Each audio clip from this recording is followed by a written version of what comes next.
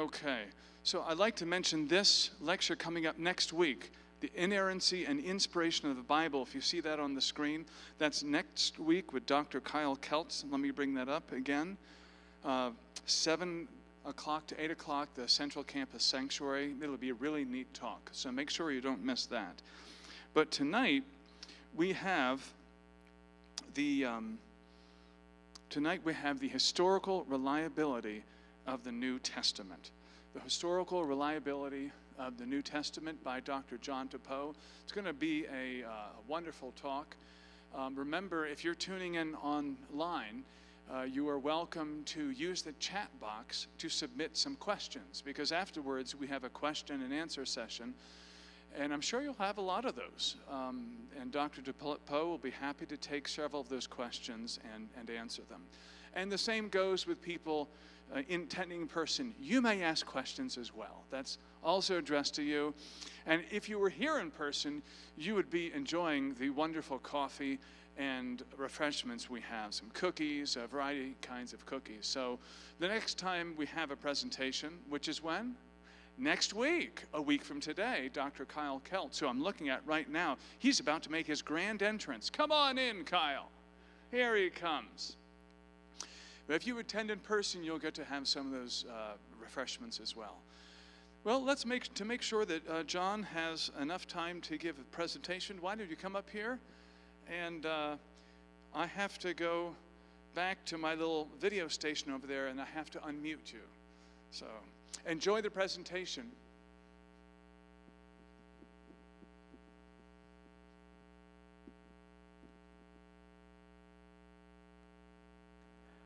Let's go ahead and just start with a word of prayer. Lord, we pray for this time and ask for you to use it so that we can better understand and be better equipped to share the truth about the gospel and have confidence in sharing your word. We just are so grateful that you have provided not just a way of salvation, but also a means of knowing that it is secure. And so we ask for you to bless this time and to use it for your glory. It's in Jesus' name we pray. Amen. Well, I'm real excited to talk about the historical reliability of the New Testament. This is a topic that I am really passionate about. It's a topic that is rightfully really a series of books and not just a one-hour talk. So, I'm going to do my best to get straight into this topic and get at it. I have a lot of information, and I hope it doesn't go too fast, but I also hope I don't there's so many areas to cover with this. I hope you don't walk away feeling like the case wasn't as strong as it could have been, because we really have a strong case here. When we ask the question, the historical reliability of the New Testament, we're really wanting to know, how do I know that the Bible that I am reading, when I pick it up and turn to the New Testament, is telling me accurately what happened in history? How do we know that that is the case? Some of these stories about Jesus sound really nice, but sounding nice is not good enough to guarantee that they are true. What is the difference between these stories about Jesus and fairy tales? How do I know that this really actually happened? Or how do I share that with somebody else who's not convinced that these things actually and truly happened? So these are the types of questions I want to get into tonight. Scholars who look at this question essentially apply 3 kinds of tests to evaluate the historical reliability of a text. So first, we're going to look at what's called the manuscript test. And the manuscript test is how we know that the Bible that you have in front of you accurately reflects the original manuscripts. Because one question you have before you even ask the question, how do I know that this is historically accurate, is the question, how do I know that what's in front of me reflects actually what was originally written in the first place? So we'll look at the manuscript test. We'll then look at 2 other tests that go beyond the manuscripts and look at the truthfulness of it. And one will be an external test, and this is how the New Testament coheres and corresponds to the things that we can look at that are outside of the New Testament. What do other historical documents, what does some archaeology and artifacts tell us about the events that are recorded in the New Testament? And an internal test. And I will probably spend the majority of my time on this internal test because I actually think this is one that few people know the least about. More than just showing that the different passages in the Gospels cohere and fit with one another, the internal test actually shows us reasons to think that based on the internal clues and context within the manuscripts from these different authors, that this is actually true. So we'll talk about how that goes in a moment. So let's start with that manuscript test. How does the manuscripts of the New Testament stack up to the best manuscripts we have in the ancient world? Well, I've put up here a list of some of the best attested ancient manuscripts. And so what you'll see in one column is the author, the next is the work, the date written, the earliest manuscripts that we have, the gap between those earliest manuscripts and the original, and then the number of manuscripts we have. And so the first thing that we have to talk about is that we do not have any of the original New Testament documents. If people want to say, where is the very first, where is the Gospel of Matthew that Matthew wrote? We don't have it. In fact, we don't have any of the original documents that went into the New Testament. In fact, as far as I know, I'm not familiar with any ancient document that we have the original of. Why is that? Because they wrote them down on a material called papyrus, or other kinds of materials like that. Papyrus was very common. And the problem with papyrus is that it disintegrates over time. So manuscripts are very hard to preserve if they're going to disintegrate over time.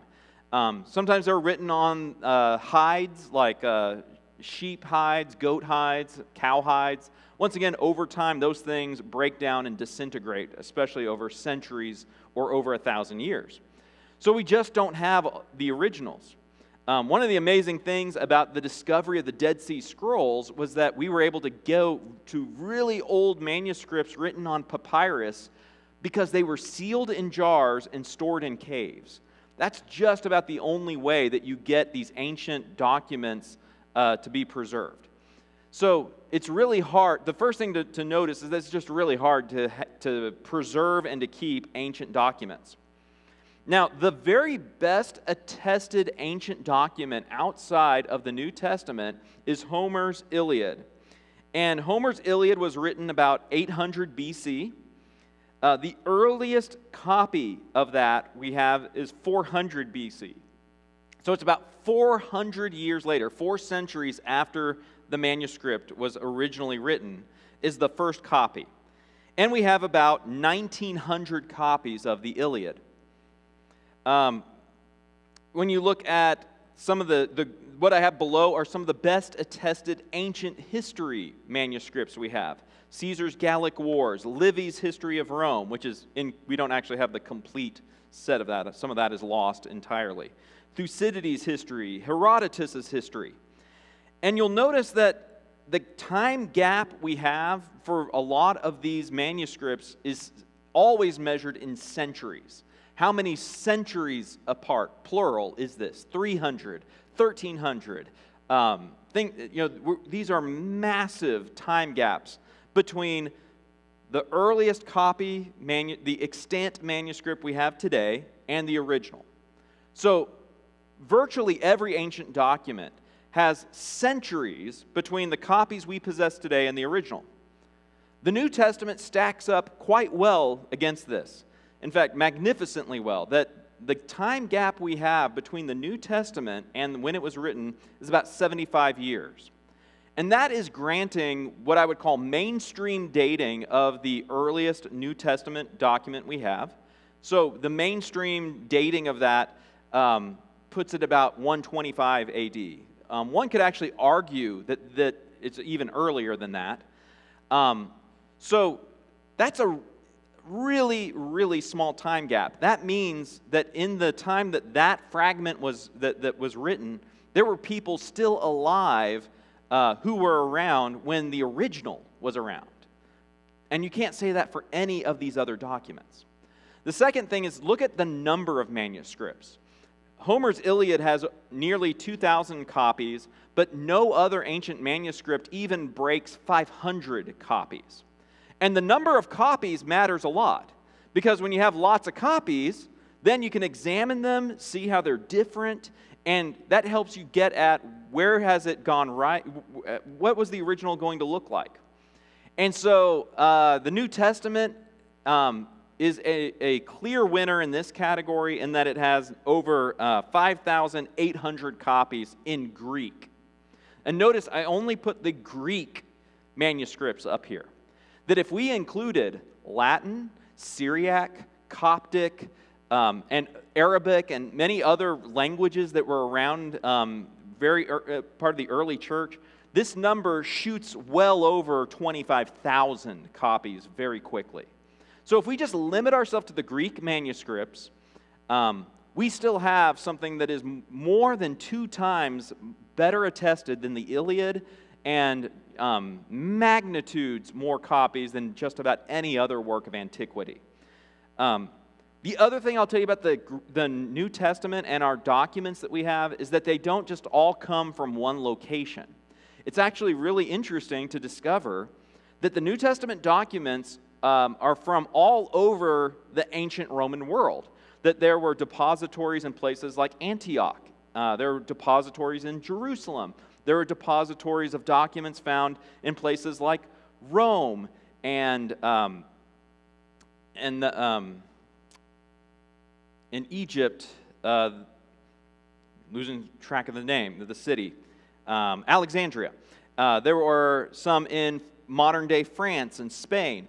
And the point would be that if you change if a manuscript got copied incorrectly, let's say in Alexandria, guess what's going to happen to all those copies that are over in Paris or over in modern-day Paris in France? They don't change.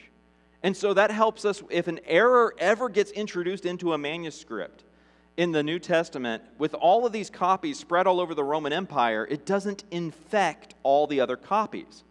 So we have all of these copies, thousands upon thousands of copies, and we're able, whenever there is an error, to compare them now and see just when those errors were introduced. And typically, as we're about to see, we actually are able to with a very high confidence say what the actual text of the New Testament says.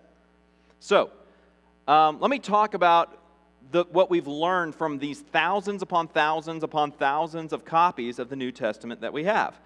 Well, when you get thousands of copies of anything, you're going to get some differences. And so some skeptics seize on this and say, see, there are all these problems with the New Testament because of what they call our variants.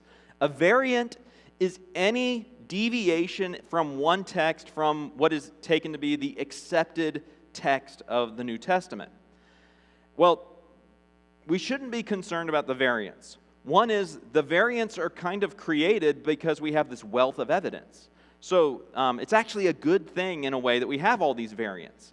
If you were to compare this to the Quran, what ended up happening is that shortly after the Quran was compiled into one book, the Muslims decided that they didn't like having any variants, so they burned all the other manuscripts. So there would be only one text that is the Quran. The problem with that is that now they have no evidence that shows that that is the original text. There's no way to look back at all the copies and see how faithful it was to the originals or not, because they destroyed all the evidence. Because Christianity preserved all of these manuscripts, even when there are variations, we can still trace it back with high confidence of what the original said. So we do get these variants, but these are not reasons for us to be worried. So let me break some of these down. There are 4 kinds of variants. The first is that what you might call spelling and nonsense readings. So this makes up easily 75% of the variants of the New Testament. So spelling and nonsense readings mostly consist of things like what's called in ancient Greek a movable nu. And a movable nu is when a word ends in a vowel and the next word starts in a vowel, you can put a new at the end of that first word so it sounds better. And the new is just like the way it sounds, just like an English letter N. And it's the same reason why when we use the indefinite article a and the word that follows it starts with a vowel, we put an N on our a. So we say, instead of saying a apple, we'll say an apple.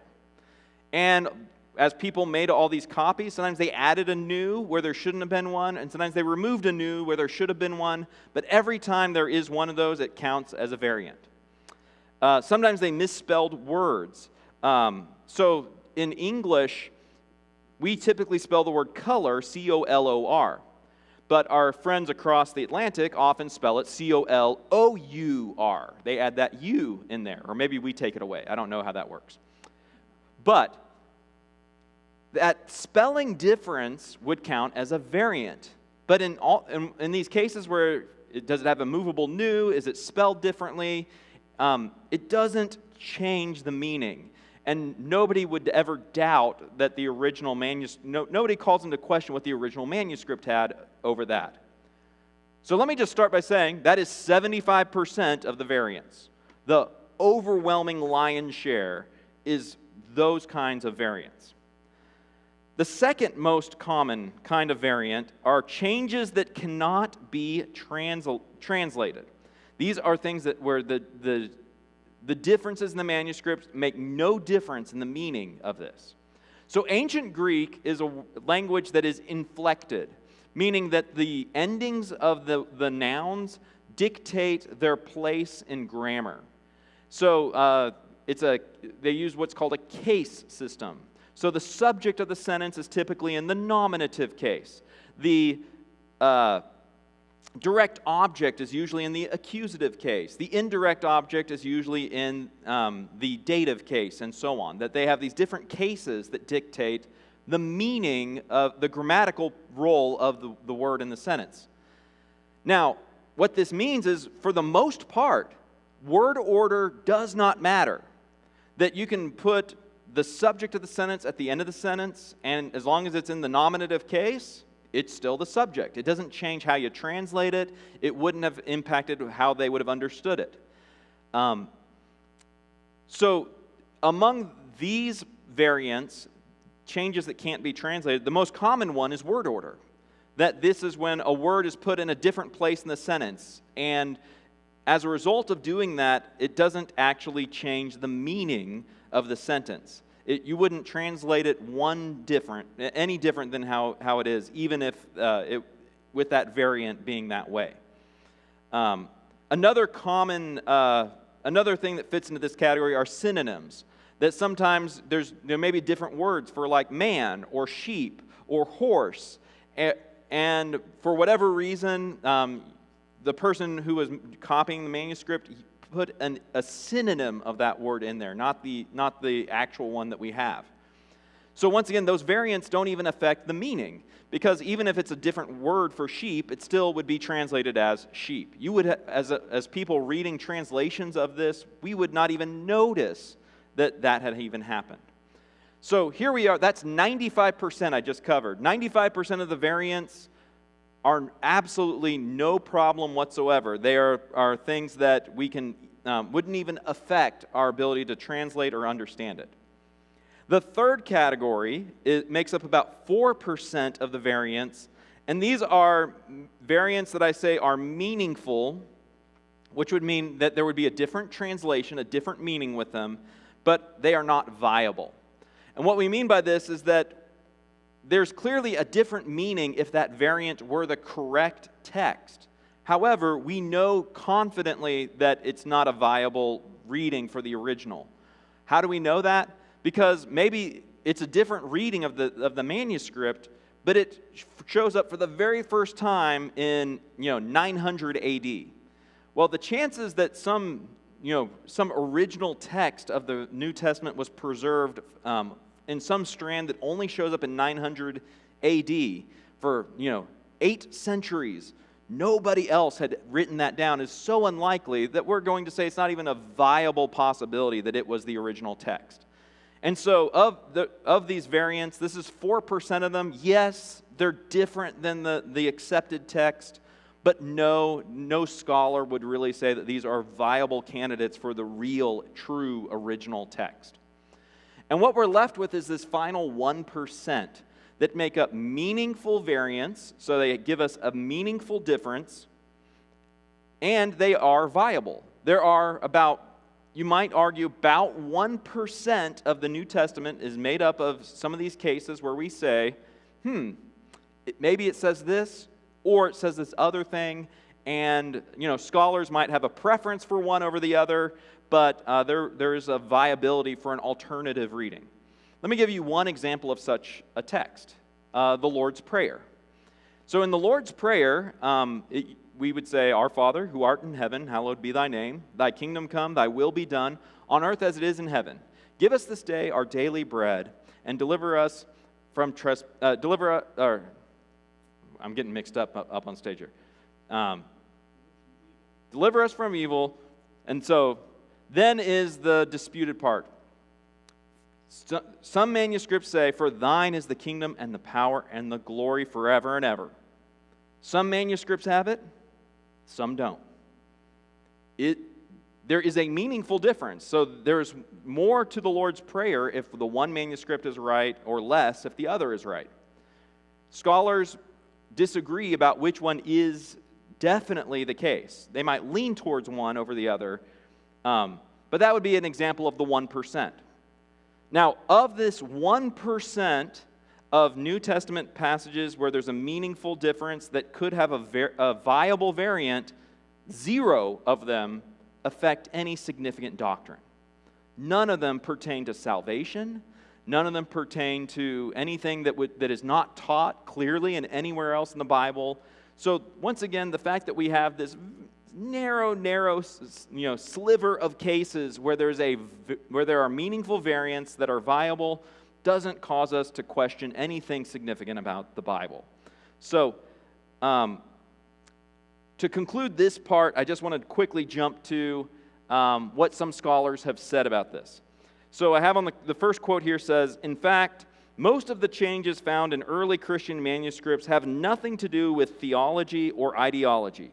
Far and away, the most changes are the result of mistakes, pure and simple, slips of the pen, accidental omissions, inadvertent additions, misspelled words, blunders of one sort or another.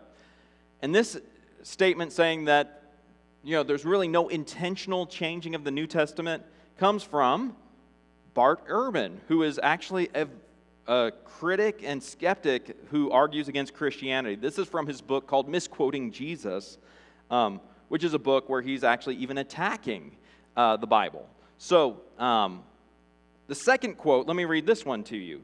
It says, besides textual evidence derived from New Testament Greek manuscripts and from early versions, the textual critic has available the numerous scriptural quotations included in the commentaries, sermons, and other treatises written by the early church fathers.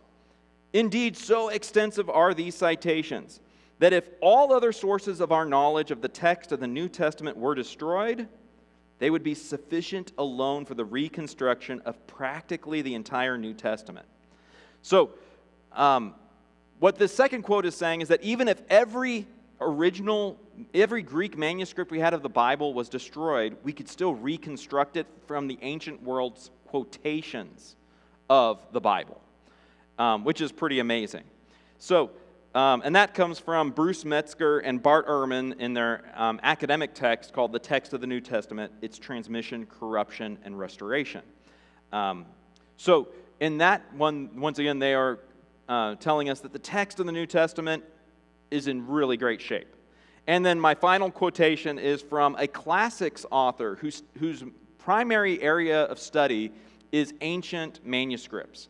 And this is Sir Frederick Kenyon, and in his book, Our Bible and the Ancient Manuscripts, this is what he concludes.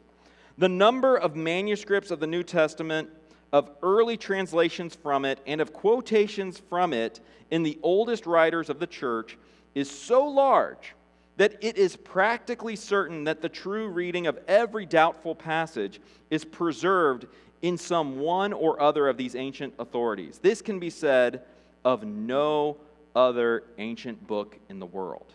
And that is from somebody who is a respected authority with lots of real firsthand experience studying these ancient manuscripts, that he is very clear that the Bible stands unique in the ancient world in our confidence in its text. All right, so let's move quickly to the external evidence test. So if the manuscript test gives us confidence that the Bible today reflects the manuscript that was originally written, then the next question is it true? How could we test that? Now, I want to talk very quickly about two external evidence tests. One are what I call the big confirmations. And these would be when there's a major event and we find it talked about in another historical work from the same period. Those are really great to find. And once again, we will see that there are many of these that cohere with the New Testament.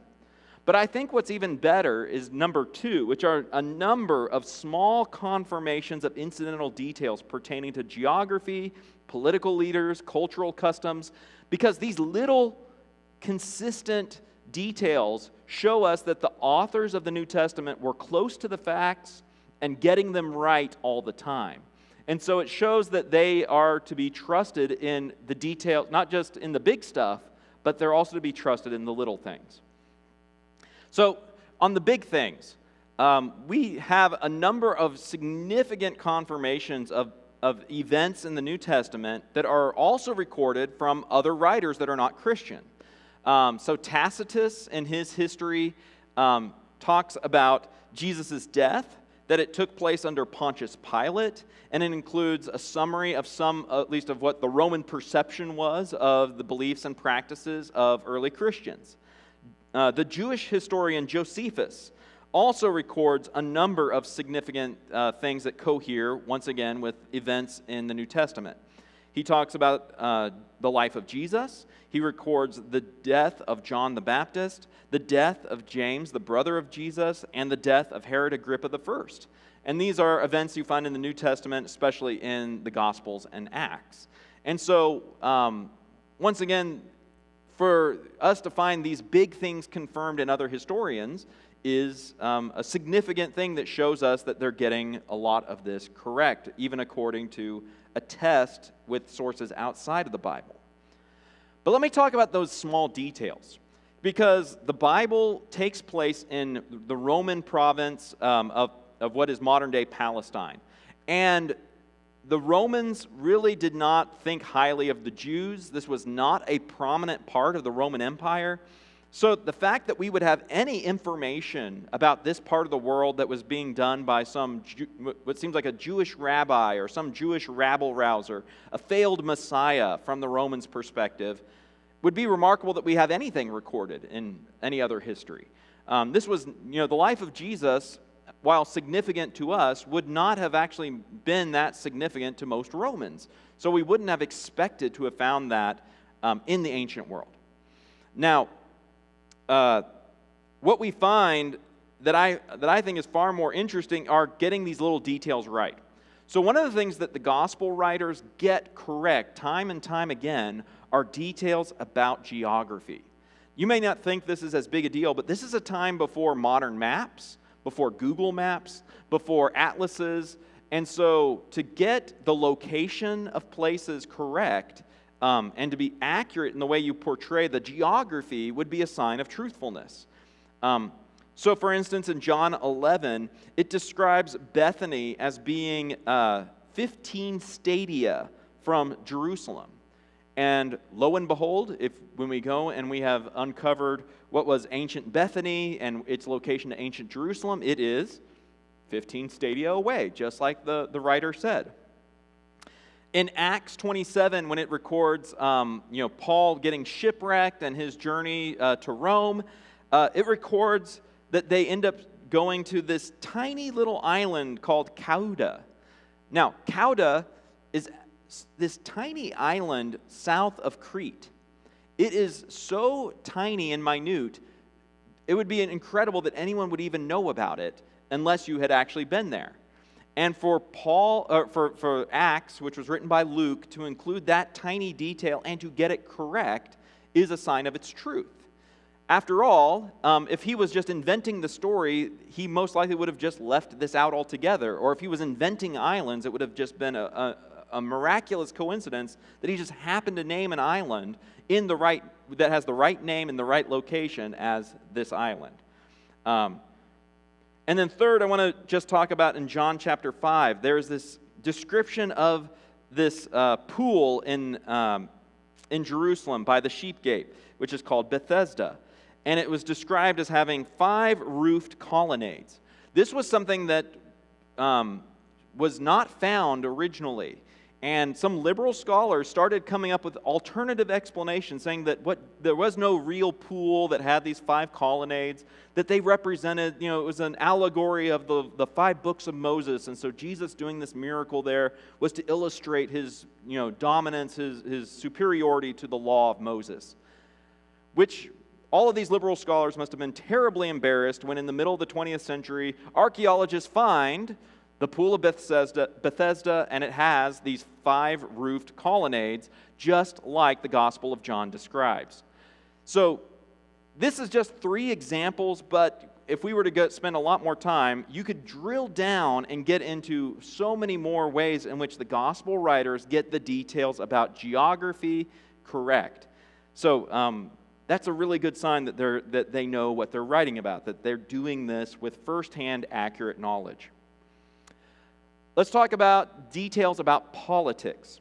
So, in Luke, it starts off in chapter 3 saying, in the 15th year of the reign of Tiberius Caesar, Pontius Pilate being governor of Judea, and Herod being tetrarch of Galilee, and his brother Philip, tetrarch of the region of Iturea and Trachonitis, and Lysanias, tetrarch of Abilene. And, this is just a prologue to what Luke's about to get into in chapter 3. But the amazing thing about this is that all of those people we have confirmed were in those positions at this time, just like Luke describes it. Once again, this was a time before Google, before public libraries, before a lot of easily accessible written records about politics. Could you imagine if you were to invent a short story about even this area of West Texas, and you, let's say, wanted to go back 50 years, could you get the right governor of Texas, the right state representative of this area, or the right senators? Would you be able to fill out all of these little government leaders without the help of Google? And even if you got many of them right, would you get all of them right? Luke gets all of them correct. And this is extended in my next footnote here, that there was a scholar named Colin Heemer, and he wrote this very academic book called The Book of Acts in the Setting of Hellenistic History. And he lists 84 details that Acts gets correct from chapter 16 onward. He did a very deep study of these things. And it goes into detail looking at things like the very specific title of these rulers. So it talks about the governor of Cyprus being called, get my glasses a little closer here, Anthupatos, or a proconsul. The magistrates of Philippi were strategoi, or governors. And those in Thessalonica were politarchai, which were rulers. The chief executive magistrate in Ephesus is called a grammateus, or town clerk. And the ruler of Malta is called a protos, or just the chief or first man.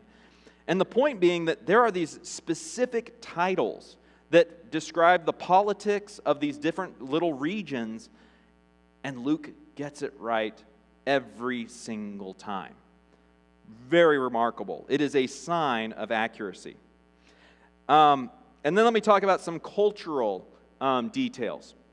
In Luke 3:2, there is this passing description of this time that says that this took place during the high priesthood of Annas and Caiaphas. Now, you might think, if you're familiar with the way that the high priesthood should work, this was an appointment for life. How can there be 2 high priests? That actually was a reason that many skeptics actually ridiculed this part of the New Testament and said they got it wrong. But if you knew how it worked during the Roman era, you would know why this works. Because the high priesthood was actually a very politically important role. And so the Romans took it upon themselves to occasionally depose a high priest. Now, they didn't put him to death, they just removed him from office.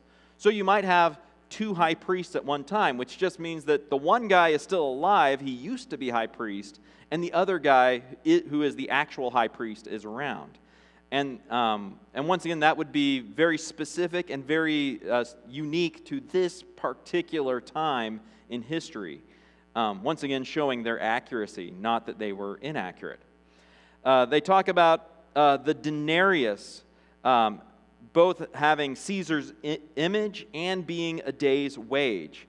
So that's a level of accuracy on the money that was being used at that time that shows their accuracy. On this day wage, we actually have from Tacitus, who was writing roughly the same time as the New Testament, telling us that a denarius is about, for a Roman soldier, they would typically be paid 10/16 of a denarius for a day's wage.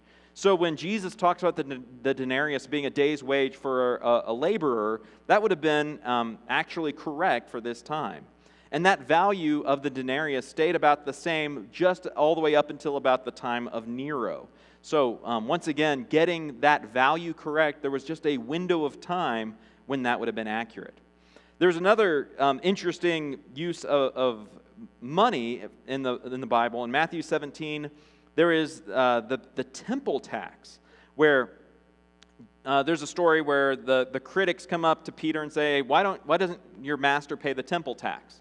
And so Jesus tells Peter, you go throw your hook in the line, and you're going to pull out a fish, and in the fish's mouth you're going to get a stater, is what the Greek word is, a stater. Take the coin from the mouth and pay the temple tax for us. Well, the stater was worth 4 drachmas, and the temple tax was a 2 drachma tax, which means that Jesus is pointing out that this money would be the exact equivalent of the temple tax that the two of them would have to pay. Once again, there is a level of accuracy with the use of money that, once again, does not correspond with a fable or with a fiction. It corresponds to what you would expect if they were describing what is true and accurate for that time. We know that another cultural interesting thing is that there were Galilean stereotypes. If you will, the Galileans were kind of like the hillbilly hicks of the first century Jewish world. They were looked down upon as like the country bumpkins of the Jewish world. And you see this reflected in the Gospels. And so I have a couple of examples on here. In John chapter 1, when they are initially told that the Messiah, that this guy Jesus comes from Nazareth, the response is, can any good thing come out of Nazareth? And similarly, later, somebody says, surely the Christ is not from Galilee, and then you also are not from Galilee. There's this sort of like, this can't be the case. The Galileans are, once again, not really worthy of this, which fits with a kind of cultural stereotype that existed at that time. And then another cultural touch point is this just mentioning of these details that show their knowledge or an awareness of what's called a Roman quaternion. And this is the idea that a Roman guard consists of 4 guards. So in John 19, in the description at the foot of the cross, it says, when the soldiers had crucified Jesus, they took his garments and divided them into 4 parts, 1 part for each soldier. And once again, John's not even hitting you over the head just saying, look, I know there's 4 soldiers in a guard. He just mentions that, they divided up 4 ways among each one of the guards, showing us that there were, in fact, he saw the 4 guards, not anticipating that 2,000 years later we'd be scanning this to try to find clues if he was historically accurate. But the details are there that confirm that's exactly what we know. Polybius tells us that a guard in the Roman world consisted of 4 men. So there's a lot more to be said on this front, but what we want to highlight here is that when it comes to these little details, they show that the gospel writers get it right. They show that the gospel writers were close to the facts, and every place where we can check them, they come out showing truthfulness and accuracy, almost as if you could say they were habitually truthful and accurate. So, let me jump into the internal evidence test. And what I want to focus on here is something called undesigned coincidences. Sometimes two works by two different authors interlock in a way that would be very unlikely if one of them were copied from the other or if they were both copied from a common source. So one book may mention in passing a detail that answers some question raised in the other. It's when you get two bits of information that fit together like two pieces in a jigsaw puzzle. Let's say you go to work today and you get there early, and then you notice that coworkers aren't coming in on time to work. And one of your office mates comes in and says, oh, traffic was just terrible today. And then maybe a little bit later, another office worker says, there was this terrible, terrible accident on the highway. Now, they're not telling you the exact same details, but the two things fit together. The traffic and the accident, it kind of fit together and explain one another. And what I want to walk you through is that there's actually a lot of information found in the Gospels and Acts that do just the very same thing. So, let's start with this one. So, Jesus was accused at his trial of claiming to destroy the temple. In Matthew it says, many false witnesses came forward. At last, two said, this man said, I am able to destroy the temple of God and to rebuild it in 3 days. If you look all throughout Matthew and Mark, where there's a similar passage, there's no other explanation in those books for this charge. And maybe they just invented it and made it up, right? But it's kind of a weird thing to accuse somebody of. Of all the things to accuse somebody, why accuse him of this claim, to destroy the temple and rebuild it in 3 days? There's just no basis for that accusation anywhere in what we call the synoptic Gospels, Matthew, Mark, and Luke. Well, the answer is found in John's Gospel. In John's Gospel, in the 2nd chapter, Jesus gives us this teaching. He says, destroy this temple, and in 3 days I will raise it up. But in John's Gospel, he doesn't record the accusation at his trial. So what you see is that a detail from Jesus' trial in Matthew and Mark is explained by something that's given in Jesus' earlier life in John's Gospel. The two fit together like interlocking pieces of a puzzle. So, if I were to draw a diagram, I might draw it like this, showing that John is explaining something found in Matthew and Mark. And I'll come back to this with each one of these. Now, after Jesus is arrested, we know that Peter cut off the ear of the high priest's servant. That's what's recorded in John chapter 18. And then Jesus, shortly after that, is before Pilate, and he says, if my kingdom were of this world, my servants would have been fighting, that I might not be delivered over to the Jews. But my kingdom is not of this world. Now, you might be wondering, how could he say this? He just actually had one of his guys chop off the ear or pull out a sword and attack somebody. Surely Pilate is going to see through this. But nothing is ever questioned about this claim, about bringing this kingdom of peace that's not from this world. Well, the answer is not found in John's gospel, it is found in Luke's gospel. In Luke 22, Jesus says no more of this after Peter cuts off the ear, and he touched his ear and healed him. That detail was missing in John's gospel. So Peter could not be arrested for the assault, nor could Jesus be contradicted in his claim because there was no remaining physical evidence of this fight. And in fact, Jesus had actually already stepped in and acted contrary to the violent approach that Peter had attempted. So once again, the two pieces fit together. Something in John now is going to explain something in Luke. Here's an interesting passage from Matthew chapter 8. Talks about Jesus entering into Peter's house, and he saw his mother-in-law lying sick with a fever. He touched her hand, and the fever left her, and she rose and began to serve him.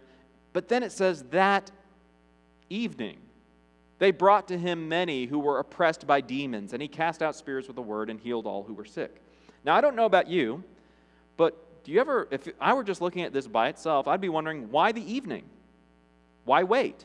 If somebody came into your area that could have been the Messiah and is doing supernatural acts of healing, I don't know, I might try to get there a little earlier than the evening.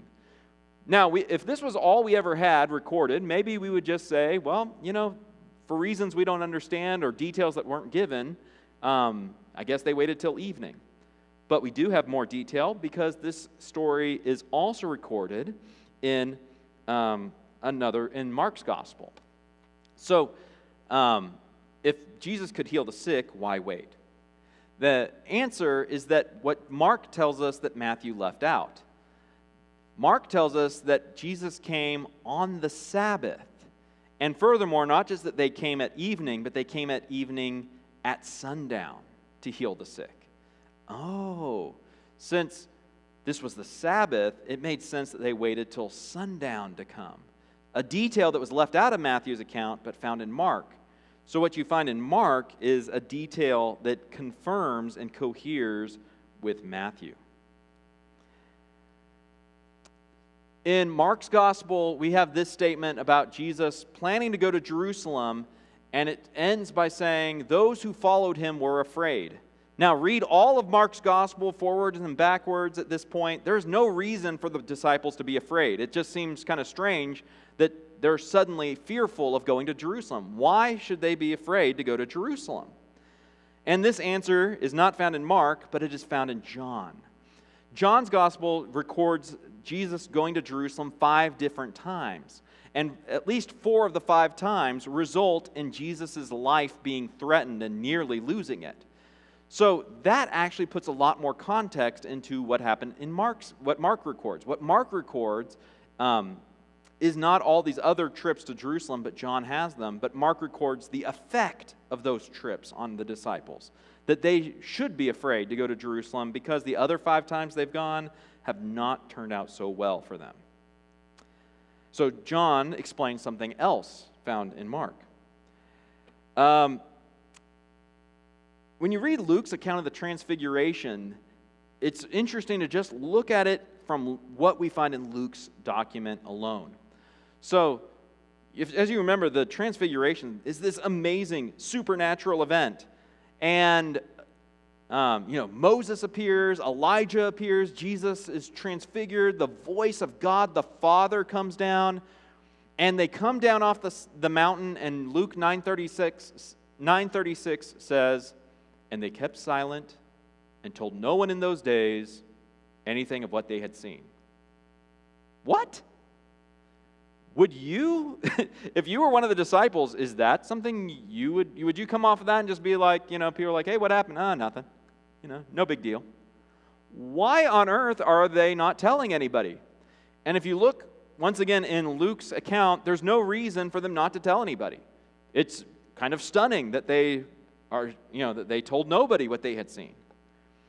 But the answer is found in Mark's version of the Transfiguration. It includes Jesus' command to them that says, tell no one what they had. Jesus charged them to tell no one what they had seen until the Son of Man had risen from the dead. Oh, Mark gives us the command, but he doesn't say whether they obeyed it. Luke gives us the obedience, but he didn't include the command. So what you see, once again, are the details from these 2 different accounts provide for us a way to see that Mark gives us a confirming detail that explains something in Luke. So one undesigned coincidence that I've given to you might be an accident. It might be like having 2 unrelated pieces of a jigsaw puzzle that just happen to fit together by chance. But if we discovered numerous of these, at a certain point it becomes ridiculous to insist they're all just coincidences, that they're all accidental. And once again, I've shared with you a few of these, but there's even way more. Let me share just a couple more with the time we have here. So, one of my favorites is the feeding of the 5,000. Feeding of the 5,000 is one of the incidents that you'll find in all 4 Gospels. So you have Jesus' trial and crucifixion is recorded in all four Gospels, but so is the feeding of the 5,000. So in Mark, it describes the feeding of the 5,000 as taking place in this way. So Jesus tells them, "Go away to a desolate place and rest for a while." For many were coming and going, and they had no leisure even to eat. Then he commanded them all to sit down in groups on the green grass. Now, one of the puzzles is, have you ever been to a desolate place that has lots of people coming and going? Those almost seem like contradictory features of a place. It's desolate, and many people were coming and going. And a lot of people, so many they didn't even have the leisure to eat. The second thing is that comment at the end about the green grass. I don't know if you've been to modern Palestine, to the Holy Land, but the grass there is not known for its greenness. It is a lot like Lubbock, Texas. So why did he mention the green grass? And why does he mention all these people coming and going? And why is this a desolate place that has all of these features? Well, we get a little answer to that in John chapter 6. When John describes the feeding of the 5,000, the setting, he starts off by saying, "Now the Passover, the feast of the Jews, was at hand." Passover would correspond roughly to the time when there would be rain, and it would be the growing season in Palestine. At Passover, the roads would also be thronged with great crowds of pilgrims. So this little feature tells us two things. It explains why Mark mentions that little detail of the green grass, and it also explains how in a desolate place you would have lots of people coming and going. So John gives us a way to explain these little details found in Mark. Now, let's try a story on our own.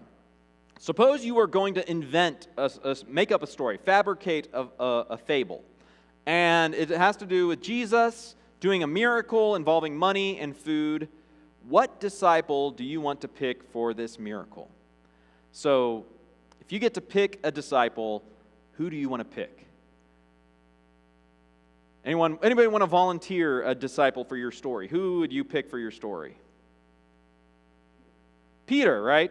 Because Peter's like the popular one. He's the one we all know, and he's like one of our favorite characters, right? So Peter. Would anyone pick someone else besides Peter?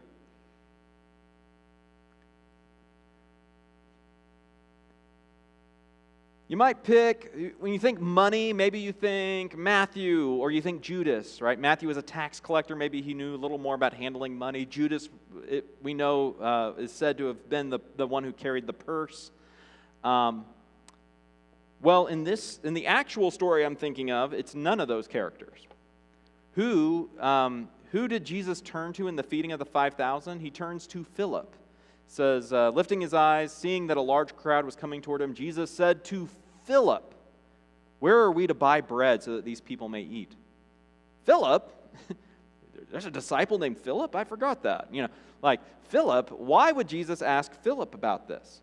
And John's gospel in the feeding of the 5,000 doesn't tell us about this. We have to put together some pieces from Luke and another passage of John to understand why Philip.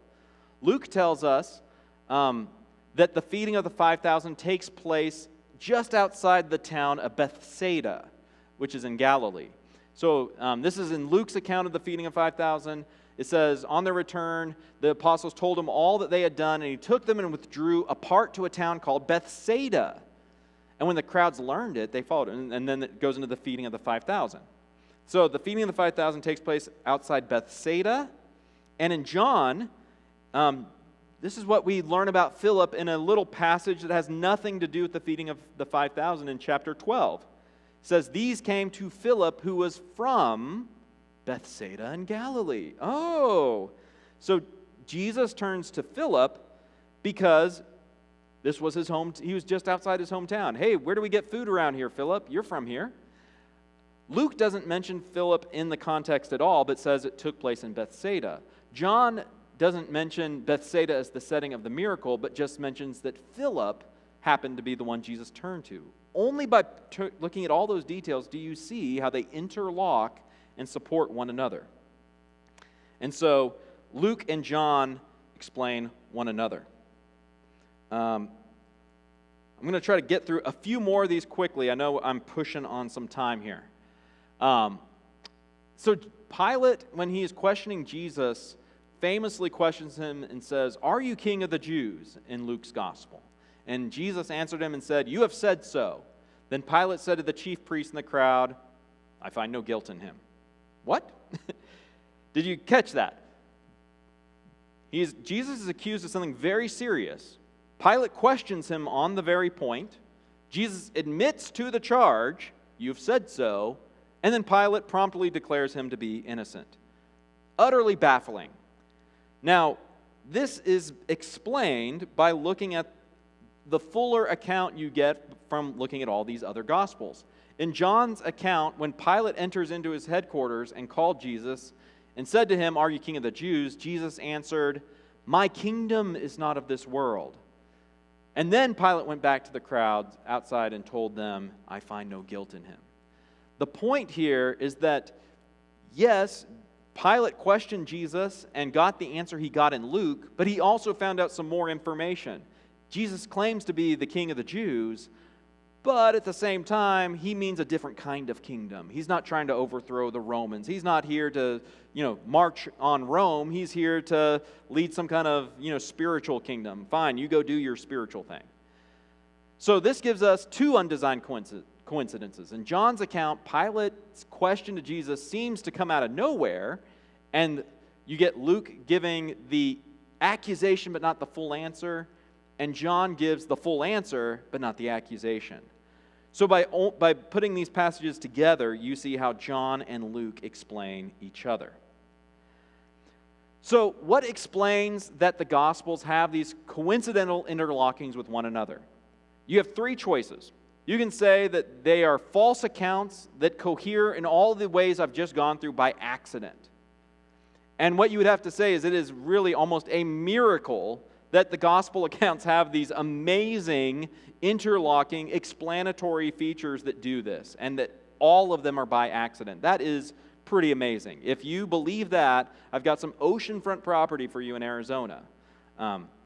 There's also the other thing you could say is that they are false accounts that have been intentionally written to trick us to think there is internal coherence. You know what those gospel writers did? They knew 2,000 years later, some people would start studying this real closely. So they're going to leave us a little nugget here, and you've put a little detail there, and that they fabricated the stories with these details with us in mind. To which, once again, I would say, that's crazy. That is so far-fetched. This is not at all how any ancient writers did any of these things. In fact, whenever you find the gospel writers even giving us little details that they think are helpful, they often point them out, where they're saying in the Hebrew, in Aramaic, it really means this, which explains that. So once again, this is very, very unlikely. The best explanation is the third one here, that what explains why there are these undesigned coincidences? Because they are true accounts written from different perspectives that complete and complement each other. A lawyer, this is a quote from Edmund Bennett and a book that he wrote at the end of the 19th century called The Four Gospels from a Lawyer's Perspective. And he says this: had all four accounts been exactly alike, the suspicion would have been irresistible that one was copied from the other, or that all were taken from one and the same original. But substantial uniformity with circumstantial variety is one of the surest tests of truth in all historic narratives. And that is exactly what we have in the Gospels. We have substantial uniformity with circumstantial variety. And this is not just something that he said. He was a lawyer, and he was examining this from a lawyer's perspective about how evidence should be assessed. But I also would point you to a cold case detective named J. Warner Wallace. He wrote a book called Cold Case Christianity. And in that, he applies the same principles and says, as a detective, this is precisely the mark of truth. If they were word for word the same, you get really suspicious that they're colluding and conspiring to say something or hide something. But when there's uniformity with circumstantial variety, that's the mark of truth. And that, once again, is what we see over and over again in the Gospels through these undesigned coincidences. If you're interested in more about any of these topics, I want to highly recommend a couple of books. If you want to find some free books because they're from a century ago and the copyright has expired, I really recommend John James Blunt. He wrote a book called Undesigned Coincidences. And Edmund Bennett, who was the lawyer I just quoted, called The Four Gospels from a Lawyer's Perspective. Those would be terrific free resources you could start with. If you want to buy something, I really recommend Hidden in Plain View by Lydia McGrew. She has a newer book called Testimonies to the Truth, and these are books that go into more depth as well, providing far more examples of these undesigned coincidences, examples in history, geography, culture that I didn't get to as well. Because all of these things I'm sharing with you, once again, are just kind of tips of the iceberg. So for all of these reasons, I think if I were to sum it up, is this. The manuscript test shows us that far and away, the New Testament is the best ancient attested book in the world. That we have great confidence that the text of our New Testament today accurately reflects the text of the originals. The external evidence test shows us that these big events cohere with the big events of the Bible, of the New Testament. Furthermore, all these incidental details that we can check about geography, culture, politics, all once again cohere and fit with what we find in the New Testament, showing us that even in the details, they were habitually accurate and truthful. And then finally, the internal test shows us that there are these little nuggets, these little explanatory details, a thing here and a thing there that fit together like multiple perspectives on the same event that explain and illuminate one another as you put it all together, giving you a far more complete and full picture of the New Testament. For these reasons and many others, I feel pretty confident in saying that what you find in the New Testament is historically reliable. I think we'll take a few questions. That's correct.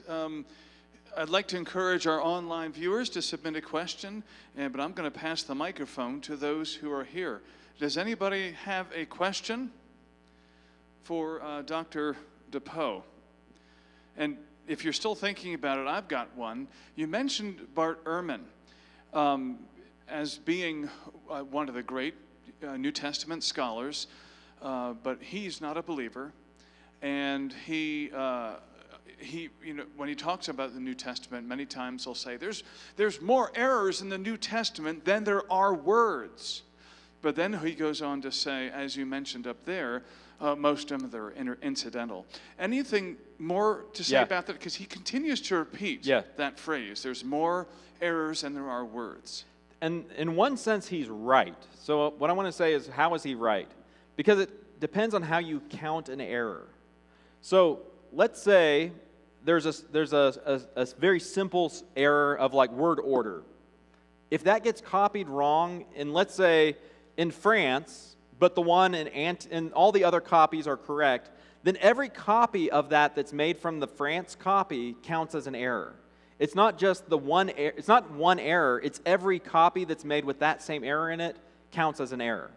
So if we made 800 copies of that manuscript, then we now have 800 errors just from that one thing.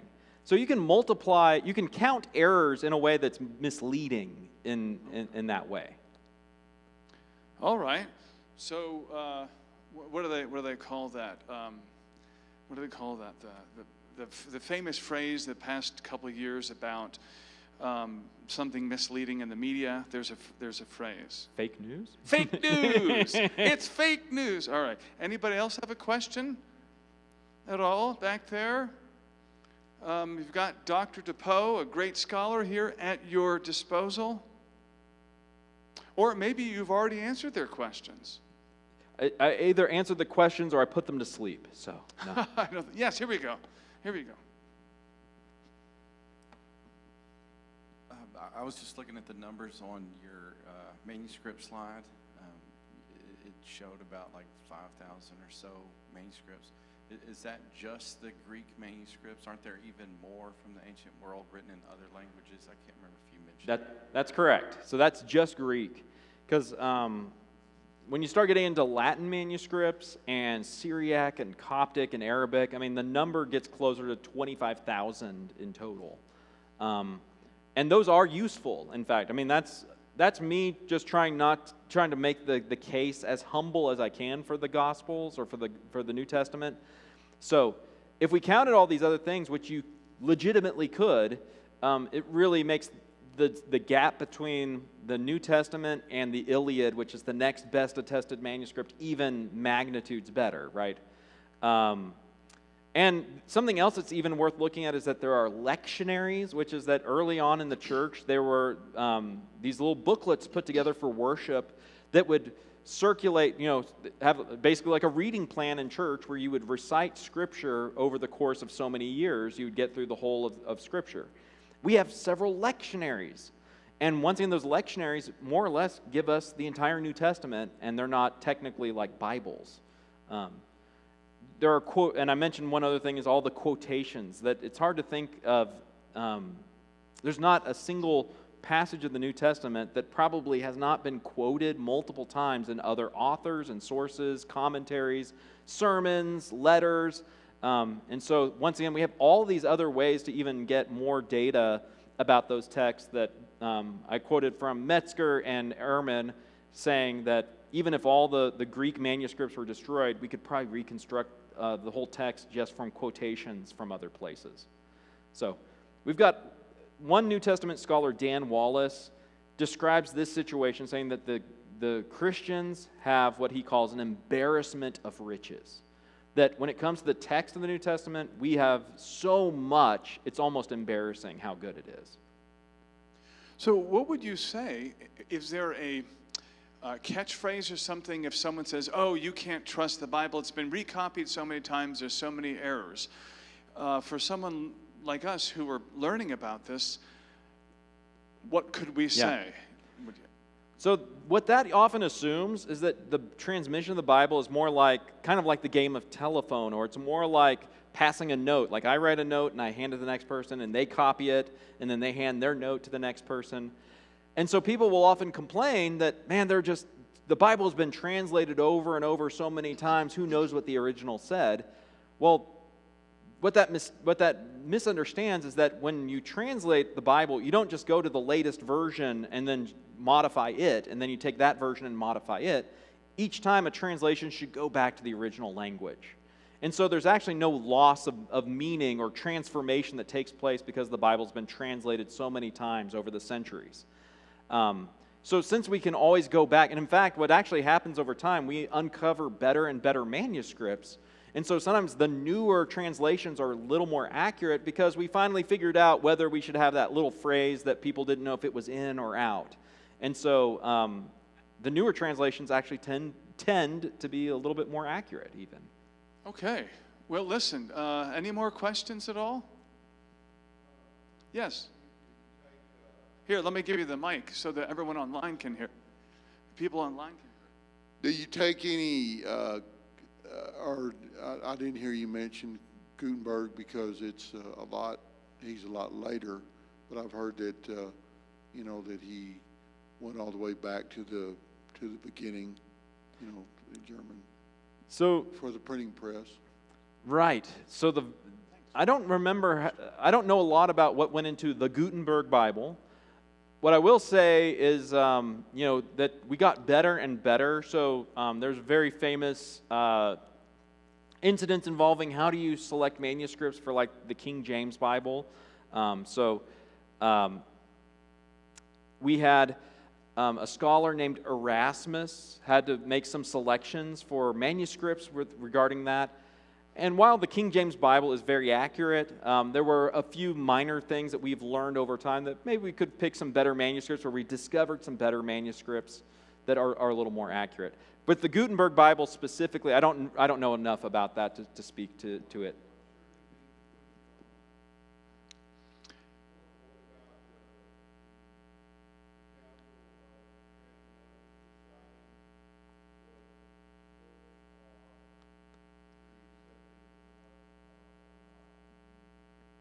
He's mentioned the Council of Trent and what books are to be.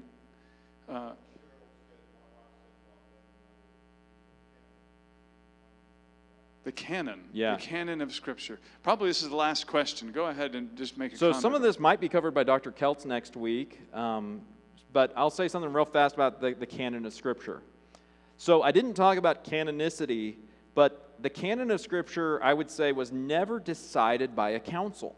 That what councils did at best was ratify what was widely practiced and accepted in churches already. So what would often happen, and you see this in different church councils, is people coming from these different churches across large geographic areas, and they're basically saying, what are the books y'all are using in your church? And they compare lists. And we basically arrive at the lists that we find in the New Testament with wide consensus across a large span of churches over wide-ranging geographic areas by about the 4th century. This isn't to say that these books they were certainly around long before then. It was just coming to a total agreement on the total 27 books in the New Testament. And I will say most of the places where there needed to be more unity or where people had to come together was more around some of what we think was the minor, like general epistles and things like that. But the Gospels and Paul's letters were very early adopted by virtually all Christian churches. And so what you find is really, I believe it's Athanasius' Easter letter is the very first listing of here's the sort of the list of the New Testament books that we all use today being recognized by a church authority. But once again, I would say that what these churches, authorities did and these councils did was not pick the text of the New Testament. It was more the other way around. They were reporting, this is what we're all doing. And I believe the Council of Trent was much, much later, and was, if I remember right, was actually more of a Catholic response to some things happening in the Reformation. I'd have to double check my church history on that, but I believe that was a lot later. No, that's a good question. That could make a whole lecture sometime. Thank you for that question. Well, listen, everybody, thank you for coming tonight. Thank you for watching online.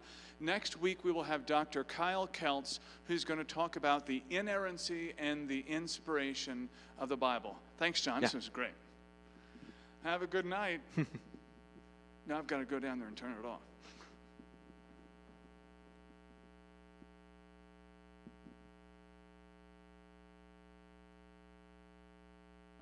I've got a silent group here.